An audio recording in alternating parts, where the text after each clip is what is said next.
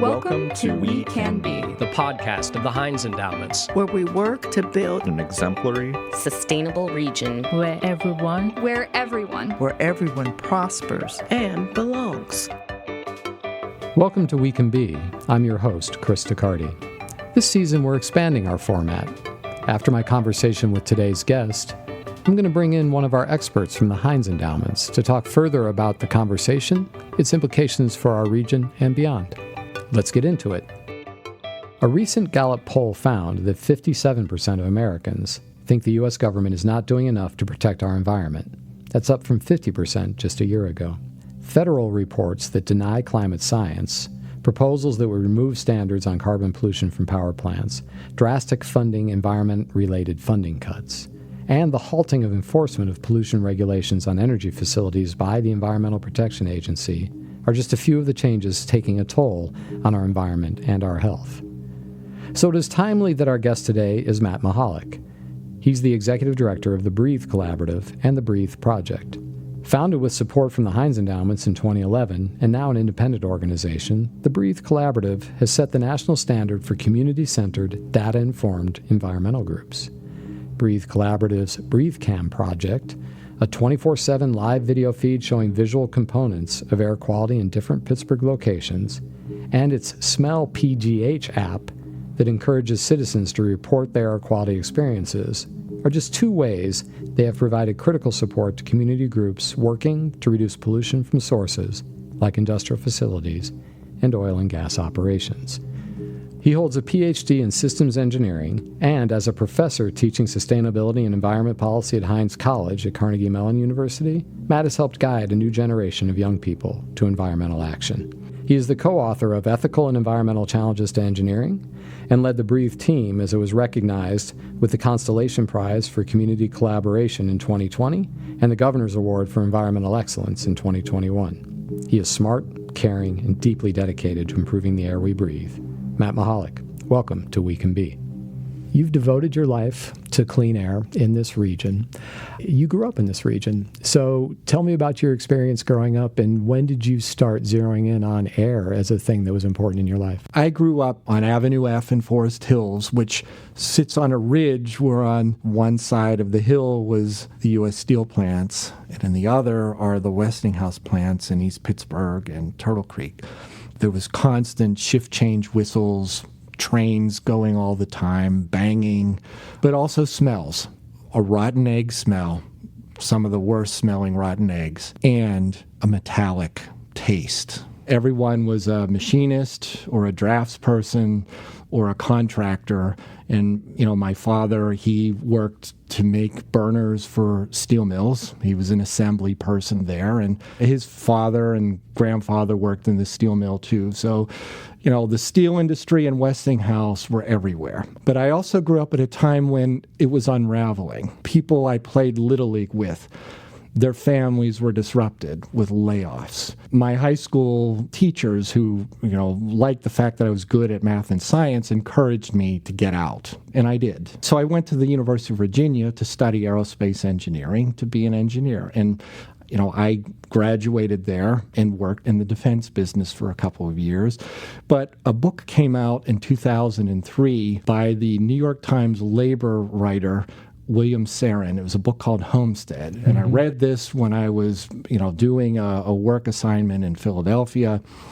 And I was at an inflection point where I felt like I was either going to have to turn my back on my family and history and go down that path, or try to do something with the skills that I have and give back. Because after I left, as you probably know, there was nothing but brownfield sites for miles and lots of problems.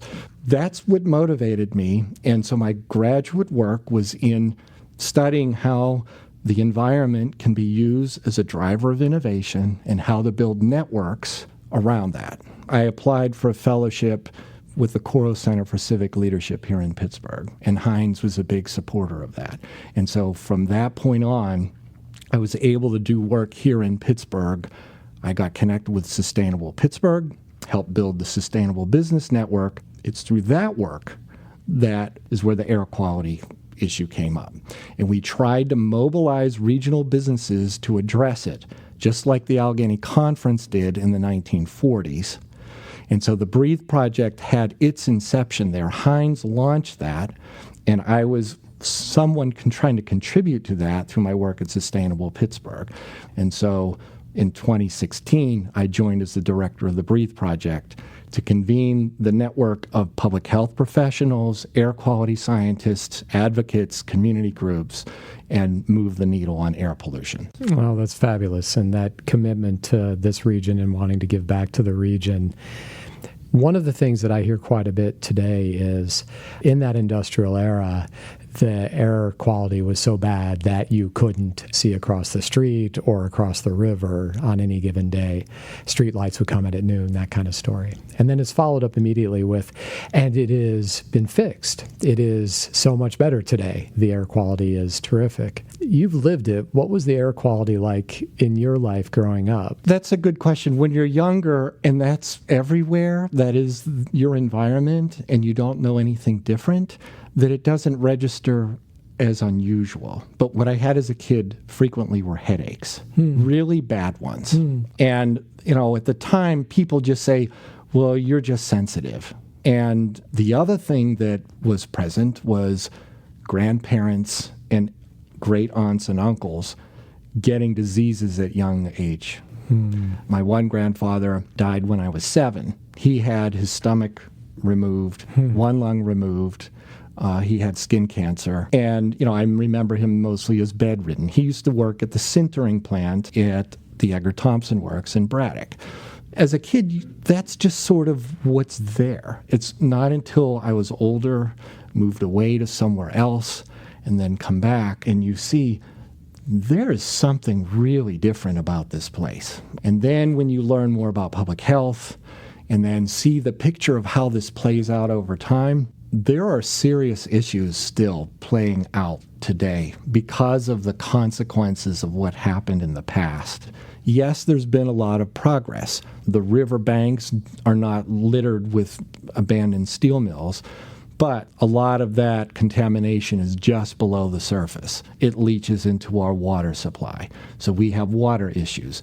Yes, the air is no longer with black smoke, but it still smells frequently because we still bake coal in ovens to make coke, and that releases sulfur.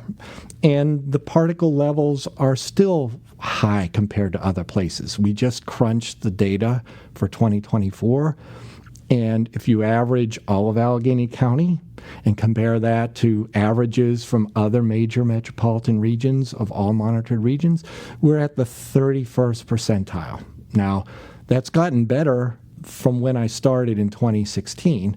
We used to be at the 7th percentile. So we're making progress. The key point, though, is that we're still not meeting what health standards say we should be meeting. This story just came out this week, actually. There was a press release from EPA Region 3 that said, the Pittsburgh region is no longer a non-attainment region for fine particles based on the 1997 particle standard. Okay, the 1997 particle standard is 15 micrograms per cubic meter averaged per year over 3 years. Okay, we're not as bad as what we were in the past, but in some ways that's like celebrating AOL dial-up for communications. We should be past that. We should focus on the 2024 standard of 9 micrograms, and we're not meeting that standard. So we have to keep making progress. We can't pat ourselves on the back and step back.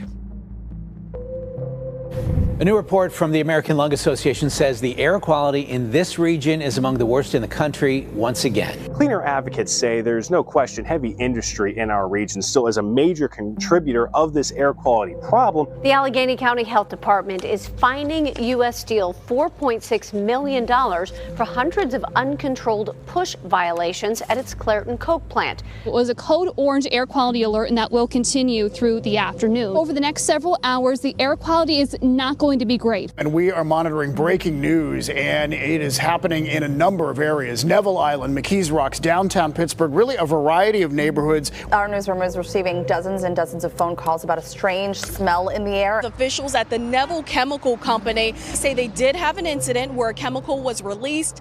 It was a burnt type of rubbery. You can tell it was like some type of chemical. It's a little bit concerning. You don't know what, is going into the air. We're all concerned about the air we breathe already, so it's just kind of another thing on top of it. So what is the air pollution that is here, and what does that create for human health impacts? The Pittsburgh region in some ways is unique in that we still have a lot of pollution from large industrial sources. If you go around the country to other places, automobiles and mobile sources are the biggest contributor. 78% of the fine particles in the region from all industrial sources come from one company, U.S. Steel. They have 3 plants in the Mon Valley, Clairton Cook Works, the Edgar Thompson Works, and the Irvin Works. They emit 78% of the fine particles of all industrial sources in the region. That's a company that, since the year 2020, has paid in fines and settlement agreements $65 million because of all of the problems that they've had at those facilities. I'm happy to say that the 2024 data is showing some of those emissions coming down, that we are seeing progress. But that means now we have to start focusing on what other people focus on in other regions, like mobile sources, diesel particulate matter, public transit sources, construction vehicles, trains, those sorts of things. So talk more specifically around the Breathe Project, because you just in that example explained what you're doing and what you're raising awareness about.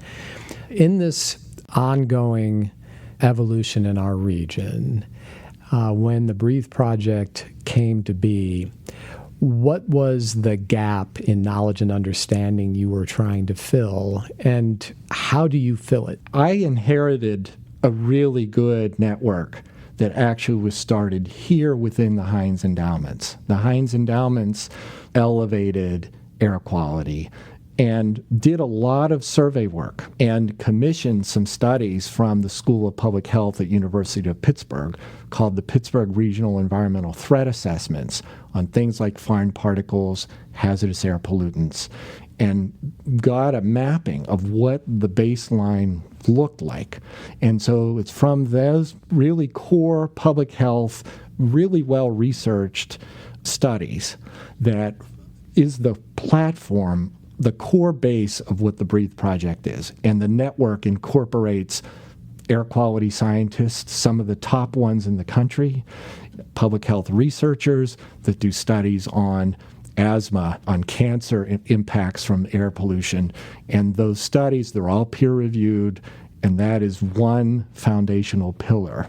The other key piece of the Breathe Network is working directly with communities that are most impacted. Maybe their families are disrupted from health impacts from cancer or heart disease or lung disease. And it's connecting community members with this information, but not in a way to layer additional burdens on communities that already shoulder a lot of burdens from disinvestment, but in ways that validate their experience and help create a voice so that they can speak out and ask for change. The growth in local community groups in the Mon Valley, in Beaver County, through the Neville Island airshed area has been some of the most breakthrough work over the past 5 years. When we first started looking at the steel industry in the Mon Valley, nobody was really willing to even speak out about it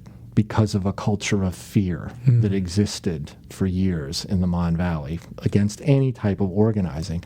And in fact, for the first 3 years, from like 2016 through 2018, 2019, we couldn't even get a meeting space in Clairton because of the influence on the community there. Skillful, sensitive community organizers and a lot of hard work has unlocked some of those things. And as a result, we now have regular meetings happening and the voices being brought forward to speak.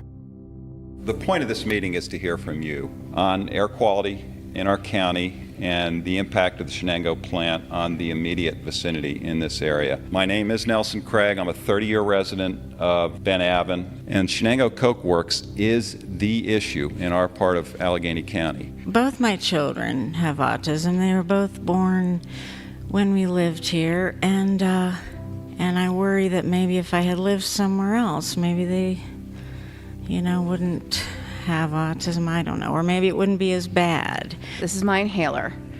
We moved here from Brooklyn, New York 4 years ago to Bellevue, and in Brooklyn, I almost never needed this. I use this 4 to 6 times a day. I made the biggest regret of my life in moving to Bellevue 5 months ago. No one told us about the Coke plant. My family and I, my husband and son and I, all decided that in January we're selling our house. The thought that I had to worry about a cancer-spewing hellhole across the river that no one will do a damn thing about never crossed my mind. I just can't take it anymore. We're leaving.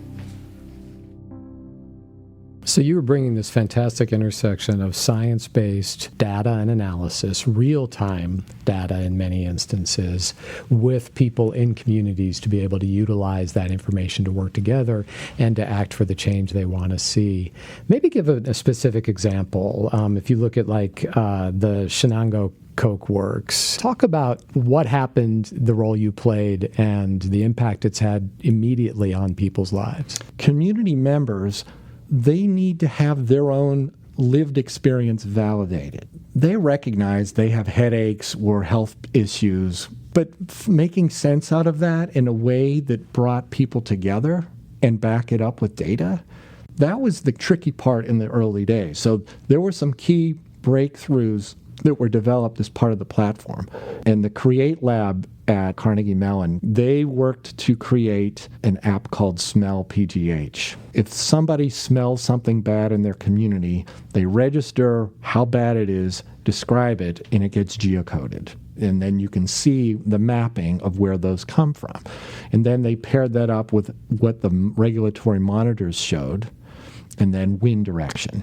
Just that simple juxtaposition transformed someone who in the past may have said, well, it just smells bad today, into seeing that it's not just them, it's hundreds of other people, and the pattern of where the pollution goes can be tracked by what people are smelling. The network also connected visual aspects through breathe cams, looking at the air so that you could see what the air looked like on a good air quality day versus a bad air quality day.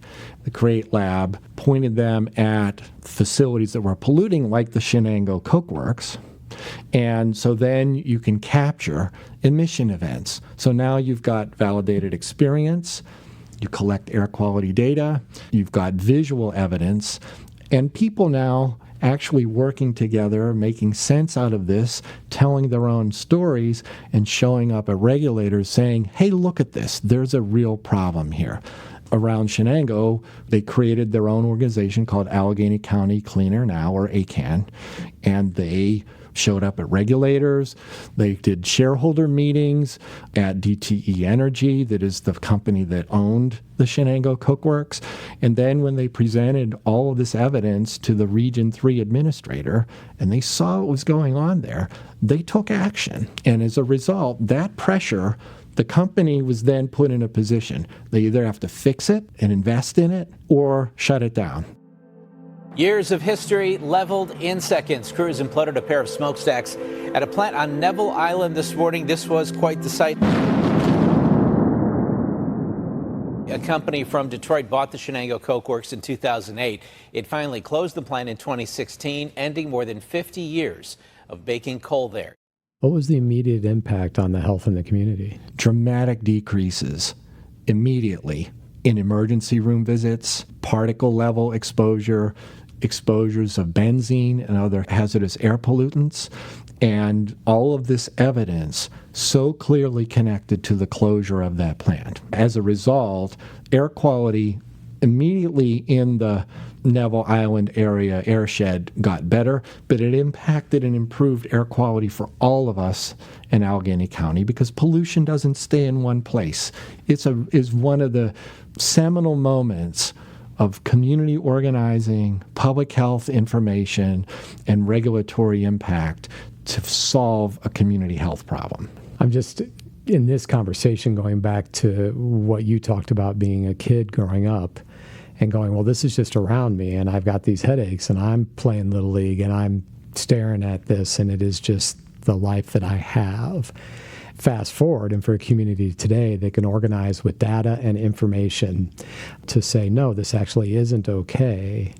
And then to have that immediate impact is an extraordinary advance. It's an incredible achievement. And there is this shift that's happened.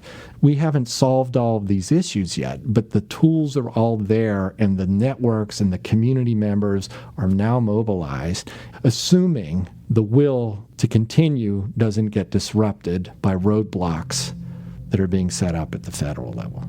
Yesterday, the Environmental Protection Agency announced what it called the biggest deregulatory action in U.S. history, from emissions limits for power plants and vehicles to wastewater regulations and air quality standards. EPA Administrator Lee Zeldin says his agency wants to drive a dagger straight into the heart of what he calls climate change religion. Today, the Green New scam ends.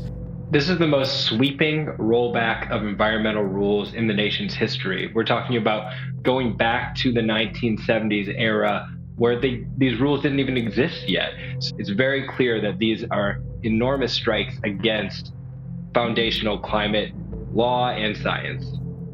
Ultimately, the future around incredible shared public resource like air and to have clean air is one that is going to depend on federal, state, and local regulation and inputs.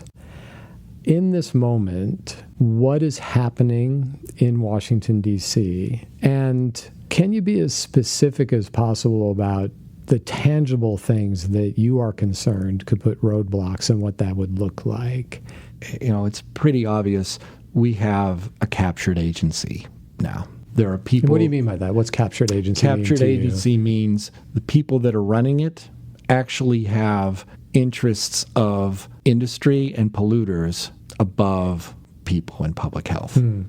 And so they are making decisions to delay or curtail or thwart progress that we've made over the past few years. And so what are those? What are the specific things that are happening? What happened just in the last 6 weeks, delays in implementation of national hazardous air pollutant regulations for coke ovens and for integrated iron and steel facilities. So these were regulations that were finalized in 2023 and early 2024. And they were requiring, in the case of coke ovens, operators to install fence line air monitoring for benzene and hazardous air pollutants.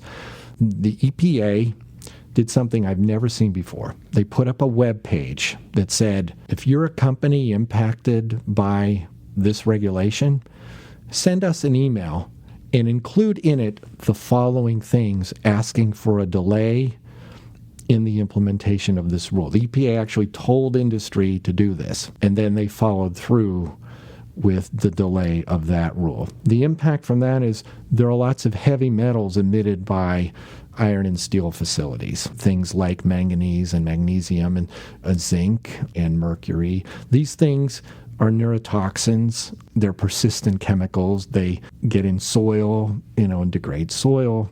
The one area I am most concerned about is in 2024 is a new standard for fine particles, PM 2.5. Yeah, talk more about that. This was a big battle. The annual average standard was last updated in 2012. That number needed to be less than 12 micrograms per cubic meter. The EPA, the Clean Air Act, requires that to be reviewed every 5 years. And then if the public health research suggests that that should be revised and made more restrictive, the EPA is required to do that. That was supposed to happen in 2020 under the first Trump administration. They concluded there's really no reason to revise this, despite strong public health evidence saying that it needed to happen. When the Biden administration came in, they picked that rule up and actually followed through and followed the science and set the standard at 9 micrograms. Now, the concern is that they will delay the implementation of that or try to repeal that altogether. The bottom line is, when the standard is set, each state that has pollution problems needs to come up with a plan for how they meet that standard, called a State Implementation Plan, or SIP. So Pennsylvania is currently working on its SIP based on this new standard. If there's chaos introduced into this process, it can delay the time for when we get a new plan for how our region cracks down on and eliminates the pollution and delays achieving that new standard. So, yes, there's a problem at the federal level. However, we are one of a few regions that actually have a local air district. There's a local agency responsible for meeting the requirements of the Clean Air Act. And that's our Allegheny County Health Department. And so why do we have that relative to other regions in the country? The short answer is because we've always had a lot of pollution here.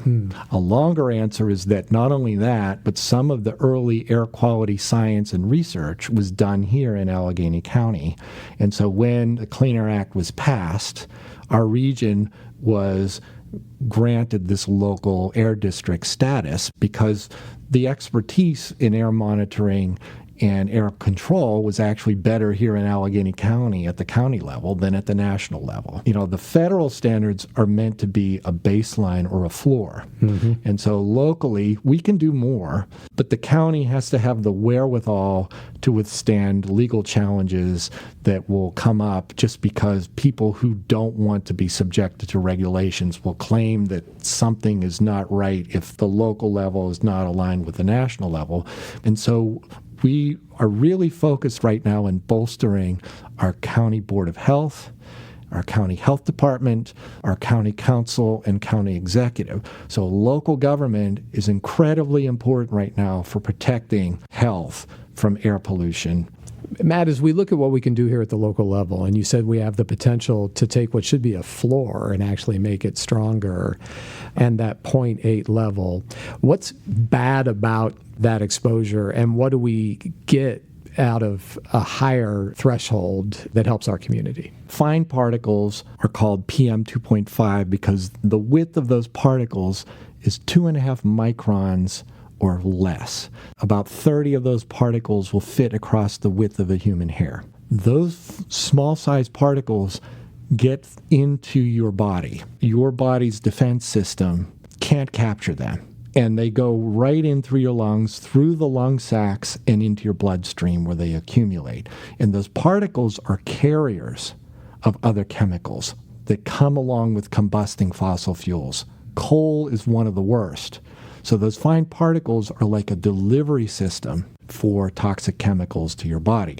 An expression of this is one of the reasons why our region has some of the highest bladder cancer rates in the country, because those particles eventually end up in tissues like your bladder, and they sit there, and over a long period of time, they wreak havoc on people's bodies. The average exposure level at a yearly level is an important measure and is one of the things that the EPA tracks, and that's that concentration measured in micrograms per cubic meter.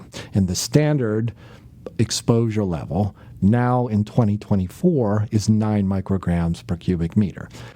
The other important thing that people need to know is public health researchers have not found a lower bound where it's safe. If there's any concentration of these fine particles, it shows up in health statistics. The World Health Organization standard of exposure is 5 micrograms per cubic meter. And no public health researcher has said, well, exposure by any level is actually safe.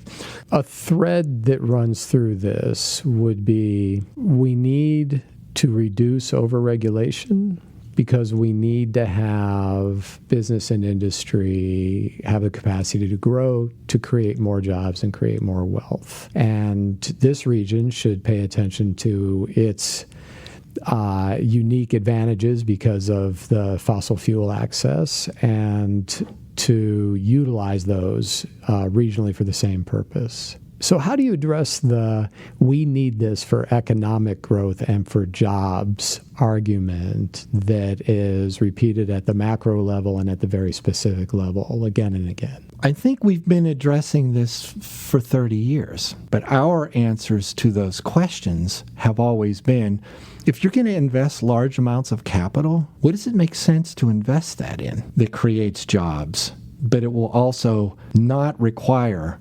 workers to expose themselves to hazardous pollution, or communities have to bear the burden of pollution. And ultimately, we're not contributing to the biggest world public health and policy issue, which is climate change. And so we've been answering that question and say, let's support renewable power. The market for that is taken off. It's the cheapest source of power. If you're a fossil fuel company, you don't like that. So you capture government and turn it on itself to actually act as a barrier. Right now, those industries fear market forces and instead put these barriers in place. If you look at the agreement that was just signed between Nippon and U.S. Steel, there are requirements in there.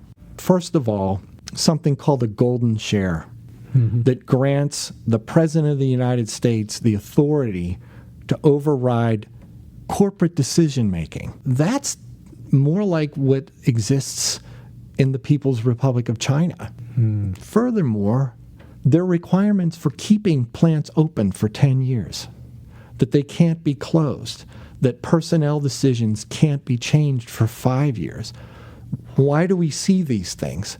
It's because the market, including capital markets, are not doing their job. And instead, there's got to be this heavy-handed intervention, stonewalling regulations and trying to repeal them, throwing up roadblocks to a market of growing jobs based on clean energy to sustain a subset of people at the expense of many people. Yeah, and go one step further into that part, because you mentioned that there has been incredible public subsidy for fossil fuel exploration and development, public subsidy for the Shell plant. And the wealth generated for the companies is one thing. What do we know about the jobs generated for people in this region, since that's often the argument? We did air modeling research to show what the cost of that plant would be in terms of public health impact and climate impact. The conclusion of all that work is it doesn't make sense for us to be doing this sort of investment, that the costs eat up most, or if not exceed, the benefits that are economically accrued. What some of those studies show is that the benefits are not shared equally. So there is a small set of people that benefit from these sorts of things. So a state subsidy of $1.65 billion for Shell to get that plant started. There were at one time 3,000 or 4,000 construction workers working at that plant for a year and a half. So that's not nothing, but it's not permanent. It's a blip, and then the stats show, there's only a couple hundred people that work there, and the economic benefits for Beaver County is not translated into permanent employment gains. It saddles communities with burdens, public health burdens, contamination burdens, and then it's left for everyone else to pick up the pieces, and most dramatically drives away any other investment that would otherwise be higher value added for the community.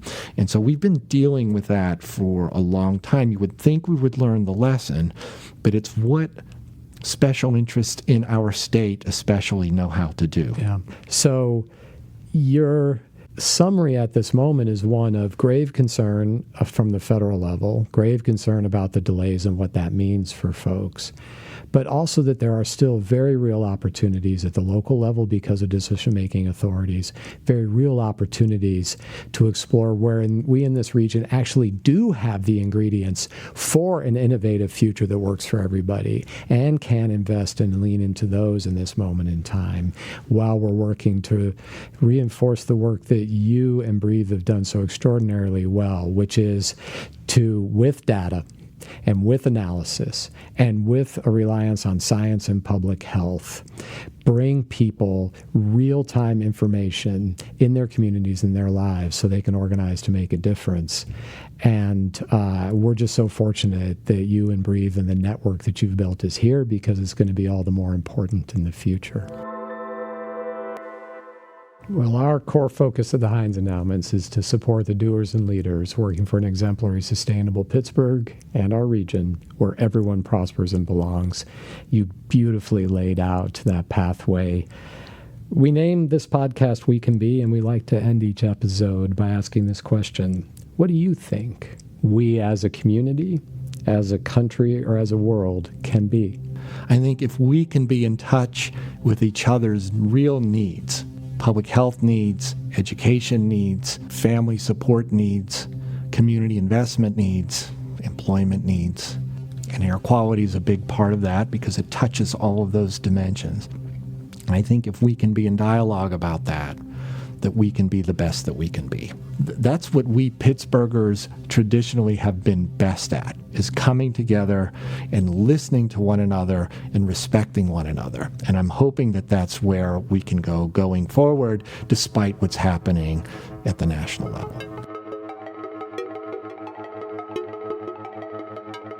Now I'd love to bring in my colleague, Phil Johnson at the Heinz Endowments. Phil leads our work in this area as experienced grant maker, and you've been doing this for quite a number of years. And to start off with, Phil, you've talked about the importance of science-informed advocacy for a very long time. Matt's stories beautifully illustrate why it is so critical to his work and their work. So my question is about the Breathe project. Why did it need to be created? Well, this region has had over generations a strong connection to industry and economy. And culturally and socially, regions that have been favoring one industry or one set of industries over time, of course, you're going to have trade-offs. So the trade-off here is people's health versus people's way of life. And we needed a way to talk about this issue culturally and socially, as an issue around public health, as an issue around, is this a livable region for everyone? Is there an equitable way where people can have employment and also where other parts of society don't have to have premature mortality and excess disease? And so we launched the Breathe Project to raise up these cultural and social issues in the context of the economic issues and to provide a solution-oriented approach moving forward. What was the critical gap that Breathe has filled, and what have you seen evolve in this region based on that science and based on that project? So the myth was all of our air pollution comes in from the Midwest. And if there is air pollution here, it doesn't really carry or move around. It just stays in one valley. And that's that community's trade-off that they made, and they're okay with that. The additional myth is that this stuff that you see, it's basically just water vapor, and there's no other pollutants in there that have any sort of impact on human health. So the first thing we had to do was call out those myths for what they were. The way that had to happen was using empirical evidence, using data, using science. Let's map the pollution in Western Pennsylvania and Pittsburgh. Let's understand where it is, where it comes from, and who it's impacting.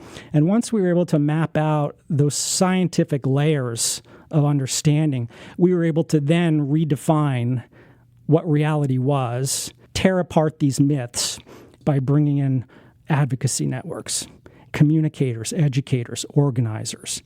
That scientific information buoyed the conversations and the strategies to connect with community, local leaders, and elected officials. The National Environmental Protection Act was passed in the early 1970s. The Environmental Protection Agency has been around that long. Why hasn't the EPA been doing this type of work historically to the standard that is necessary? So the Clean Air Act, passed in the early 1970s, did lay out a policy agenda congressionally established to create an agency that would work on improving the environment. In Pittsburgh, to this region's credit, we already had local agencies working on air pollution and doing good work over many, many decades because this has been a highly polluted city for over a century. We basically had delegated authority that superseded the need for federal authority. So the Allegheny County Health Department actually was charged to enforce the Clean Air Act here locally. This moment makes this all the more important. What we've got now, for the first time in a long time, is a federal government that is backing away from its authority. And the opportunity, I'm curious, is, and as Matt alluded to, is there something important about this region and this authority right now to regulate that is particularly critical? And how do you think about supporting the science and advocacy organizations, given what is happening at the federal level and given that this is a unique authority that we have here that a lot of other places don't? The federal contribution to regulatory management is essentially, it's a massive societal risk management tool. We manage the risk of things going wrong proactively. It's a combination of science, government, and leadership. Those three factors, when they work well together, can have an incredible effect in improving all at once, in a sweeping way, the quality of life for an entire society. If one of those pieces falls apart, if that federal approach falls apart, the federal science, the federal long-term agency staff with expertise, that is vital to have. When that doesn't work, what we do then is we lean on the other two, the local leadership and the science, and we work that way. If two out of those three pieces are broken, it gets harder. All three pieces is perfect. We here have been operating usually with 1 to 2 pieces for a long time. There have been some windows where we've had all three, and it's been great to see how quickly things can change. Fortunately, coincident with the federal erosion, we also finally have a wonderful opportunity with local leadership and enforcement at the county level. We no longer have the federal we can rely on, but we do have the local. You've talked and known Matt for a long time. Anything in particular in this conversation, in this moment, that jumped out at you from it that you wanted to make sure to bring to this? The thing about the Breathe Project, which has been so terrific, and Matt Mehalik has demonstrated so nicely, is it's a validating experience for communities who for so long have been subjected to disrespect, being ignored, being dismissed. Imagine if you're struggling to live in a place you call home, you're coping with sick family members or a variety of other challenges because your environment is polluted and it's not being cared for. When you have an entity like the Breathe Collaborative and a leader who really sees his role as serving communities, serving advocacy groups, channeling their voice, coordinating their responsive actions together in a way to try and move policy. It's a very validating experience for communities that have been dismissed for generations to find themselves now in a new society where they can have honest and intelligent conversations with academics, with elected officials, with leaders of advocacy groups, and their concerns are not only taken seriously, but acknowledged and validated, and actions are taken to try and change things for the better. We haven't had that here in this city in a long time, and the last 20 years have been wonderful to see that develop. Yeah, that's really nicely said, and that came through again and again in what Matt talked about, and it is that intersection of the importance of science connected to advocacy and the respect of the leadership of people in their communities who know what they need and to help supply them with the tools that they can get that job done. Phil, thanks for being here. Thanks for the conversation. And thank all of you for listening, for your interest, and for what you do to make a difference in the world. I hope you join us next time.